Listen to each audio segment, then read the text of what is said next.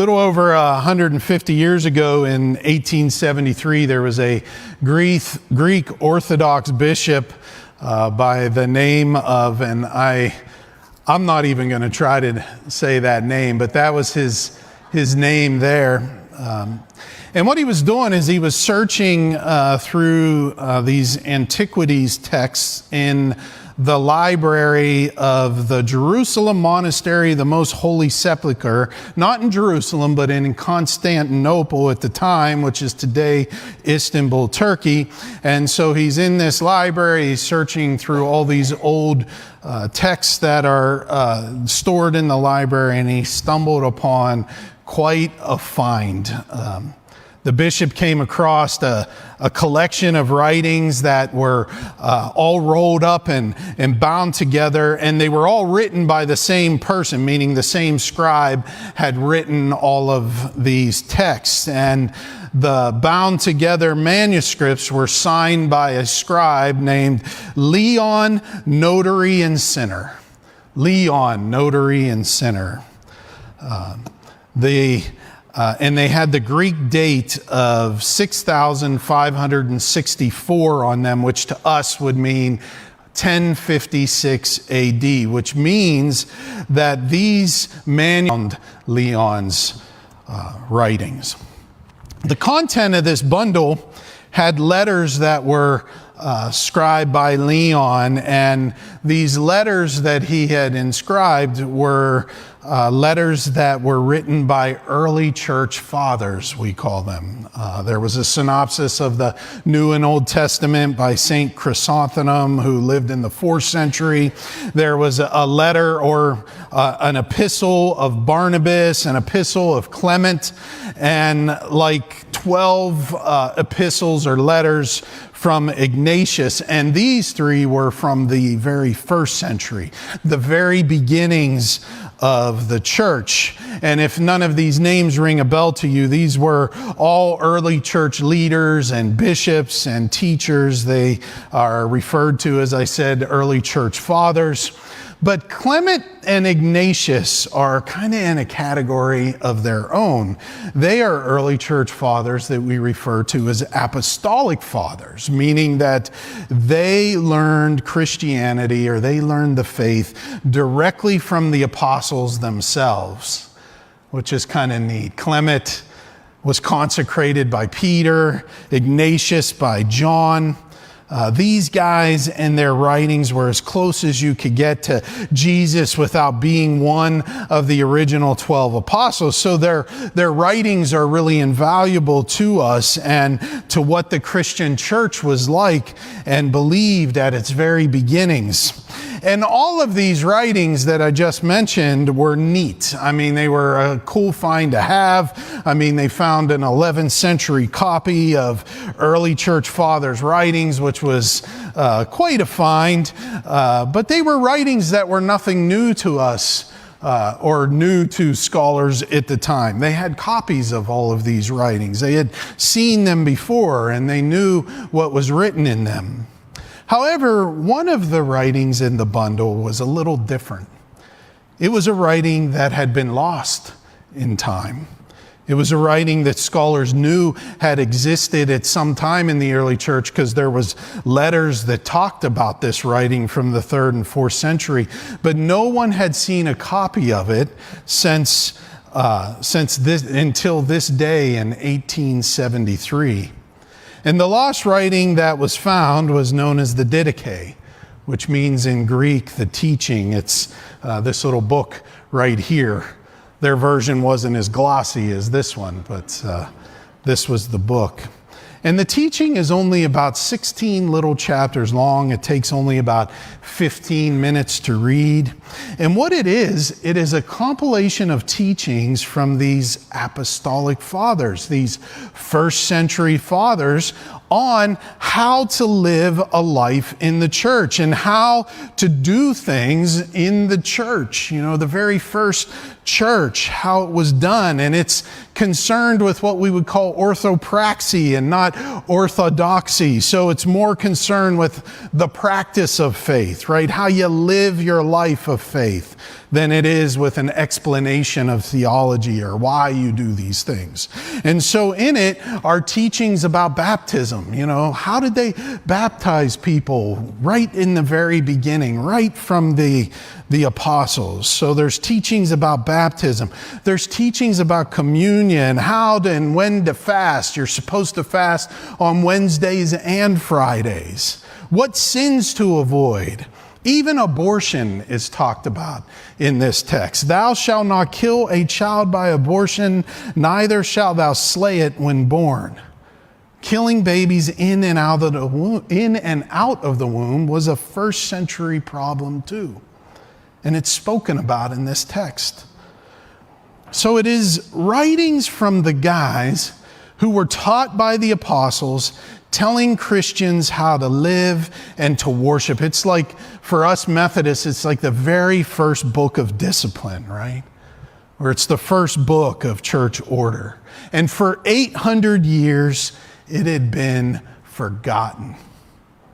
Since Leon the sinner had rolled up his copy with all these other writings in 1056 AD. So it was quite a find, right? I'd like to read for you the opening words, the very first words from the very first chapter of the very first book of discipline. Words from the very first apostolic fathers, very first Christian leaders to all of you. There are two paths. One leads to life, and one leads to death. And there is a great difference between the two paths. There are two paths, one to life and one to death. We left off last week with God's holy nation after the Exodus out in the wilderness. God has given them the 10 commandments and made a covenant with them. God has also, through Moses, given them additional laws that will eventually lead to what is known as the Torah, the first 5 books of the Old Testament: Genesis, Exodus, Leviticus, Numbers, and Deuteronomy. Now, all of these books weren't complete at one time during this time in the wilderness, but parts of these books were. Many of the law portions were being written at the time. Torah in Hebrew literally means instruction, right? So it comes from the Hebrew verb yara, which means to aim or to hit the mark, right? Like aiming an arrow at something that's good and true. And so the opposite word, hata, means, of course, to miss the mark. This is also the Hebrew word for sin. So learning and following Torah instruction is to live your life in such a way that you are aiming towards what is true and good. You're going to miss it sometimes, but you're aiming towards what is good and true. And thereby, the more you aim at what is good and true, you will avoid sin, which is missing the good and true. So the first 5 books, the stories and instructions, teach all how to live, like it's orthopraxy, right? In relation to God, and navigate life with wisdom, aiming for the good. In spite of this, out in the wilderness, the holy nation, they start missing the mark almost immediately.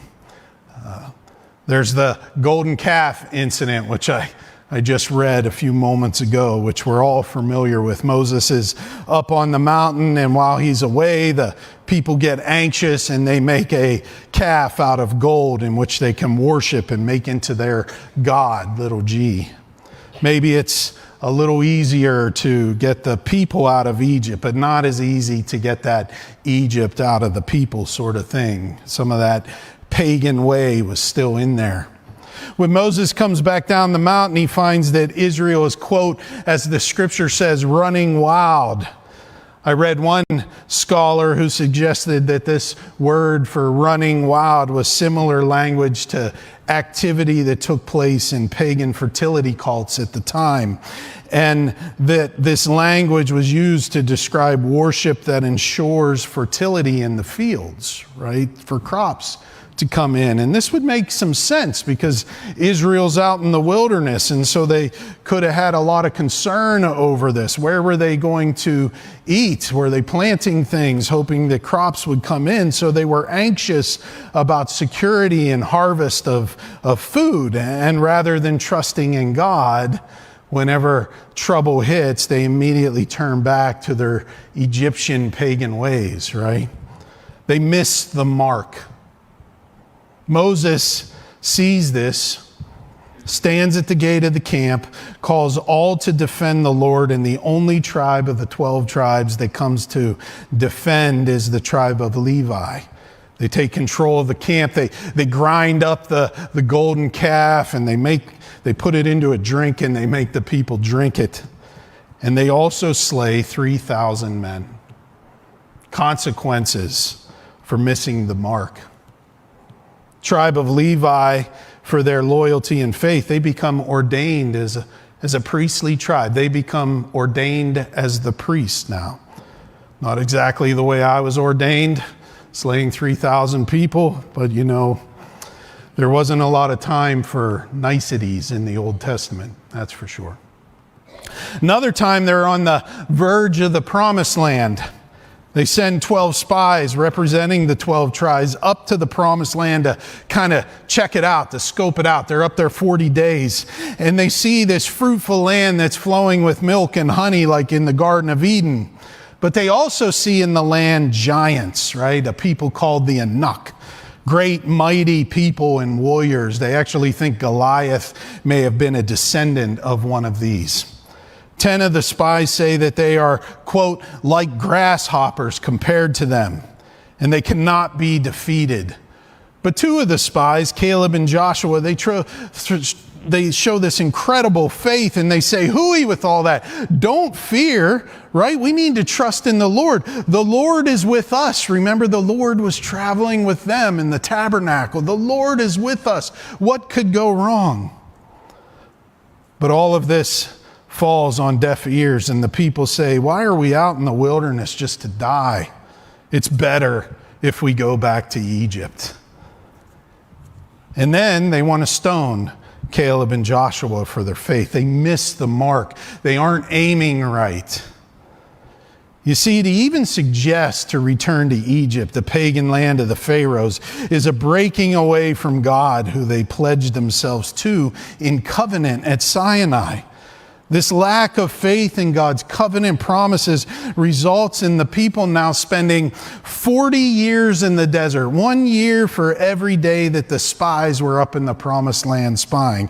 And also it results, because of their lack of faith, that this entire generation, except for Joshua and Caleb, this entire generation will not see the promised land, and they will end up dying in the desert wilderness.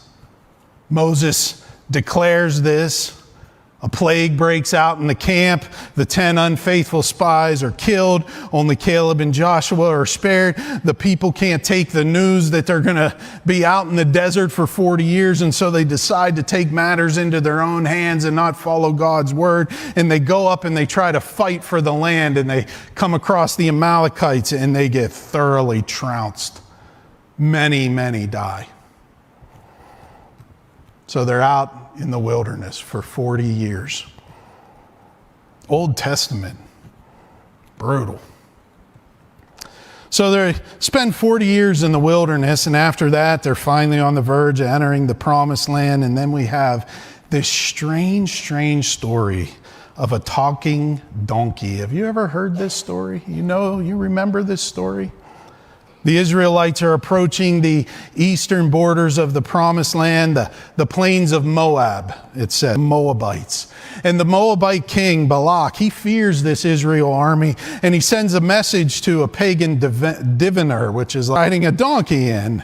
At this moment, the donkey sees an angel of God, and the donkey begins to speak to Balaam and rebuke Balaam for not seeing an angel of God, right? Rebuke him for not seeing it. Basically saying that Balaam is blind to these spiritual realities of life that are so simple that even a jackass can see it, right? Sometimes today people make moral decisions or they have opinions about things taking place in the world that lack such a moral clarity that I am reminded of this donkey story. Things that should be so simple and easily discerned that even the donkey could see it, right? But they can't.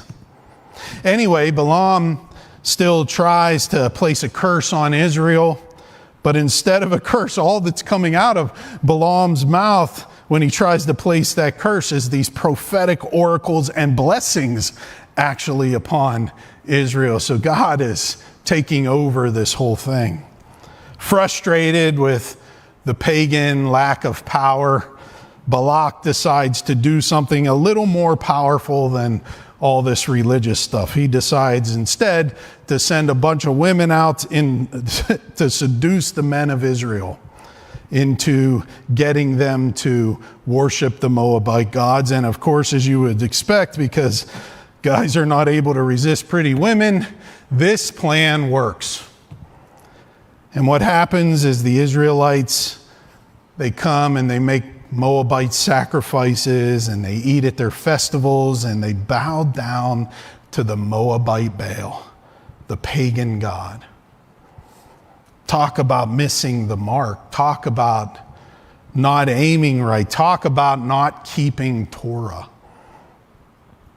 Well, Moses, just like with the golden calf thing, he calls upon all those loyal to God to slaughter all the apostates, and they do.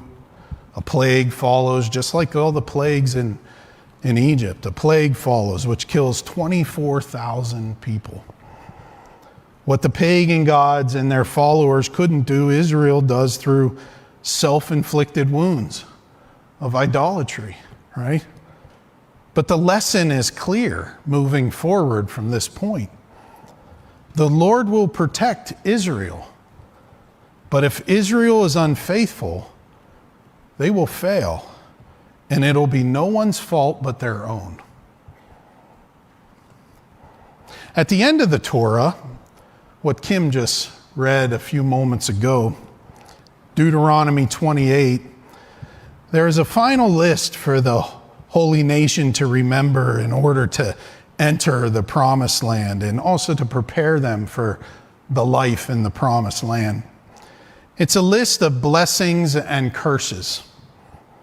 They lay out two paths that are before Israel, one filled with blessings and one filled with curses.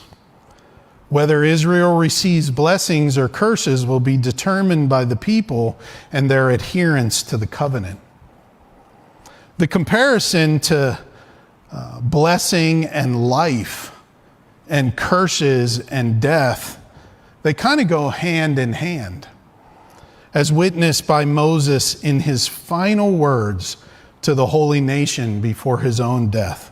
Moses says these words, "I call on heaven and earth to witness against you this day that I have set before you life and death, blessings and curses. Therefore choose life," he says, "that you and your descendants may live, loving the Lord your God, obeying his voice and cleaving," it says, "to him. For that means life to you and length of days, that you may dwell in the land which the Lord swore to your fathers, to Abraham, to Isaac, and to Jacob." The blessings you see in the curses of Deuteronomy 28, they contain the future fortunes or misfortunes of the holy nation. And if they can obey the Torah, they will be holy. They will be blessed with abundant life, because to be rooted in Torah is to be rooted in God's holy wisdom. And that leads to a deeply profound and spiritually abundant life with God. A transformed life away from our inherited sinfulness. If they can obey, then all the other nations of the world will see their wisdom, their understanding, their lives of abundant blessing, and see that their God is the righteous and true God. True God. then his ways and his laws will be respected and observed by all, bringing life to all the nations, to all the tribes, to all the families, to all the couples, to all the people of the world, just as God had promised to Abraham from the very beginning. But if Israel disobeys, the curse will bring the plagues of Egypt upon them. And like the whole generation of unfaithful out in the wilderness, they will die without possessing a land flowing with milk and honey. And I'm not talking about just the promised land of Israel. They will die without possessing heaven as well. And that curse will be upon all humankind. Which way will Israel choose? Old Testament stuff is harsh, black and white. You know, a lot of this Old Testament harshness is gathered up later in the life and grace and sacrifice of Jesus. That is, the law's intentions, you see, as Romans 3 tells us, is to prove that we all have the inability to keep Torah. We can't keep it on our own.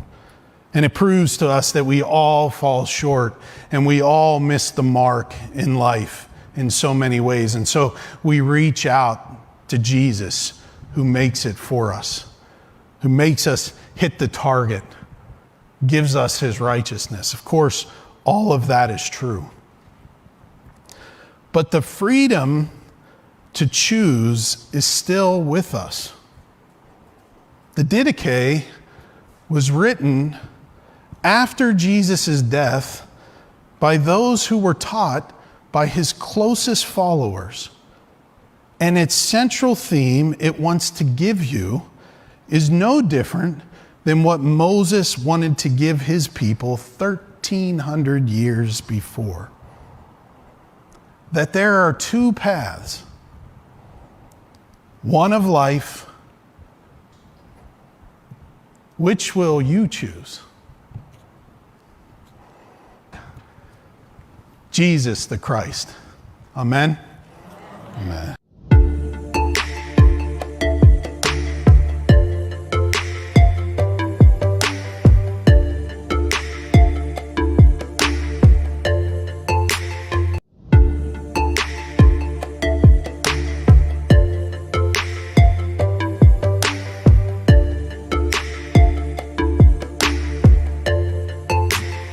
A little over 150 years ago in 1873, there was a Greek Orthodox bishop by the name of, and I'm not even going to try to say that name, but that was his name there.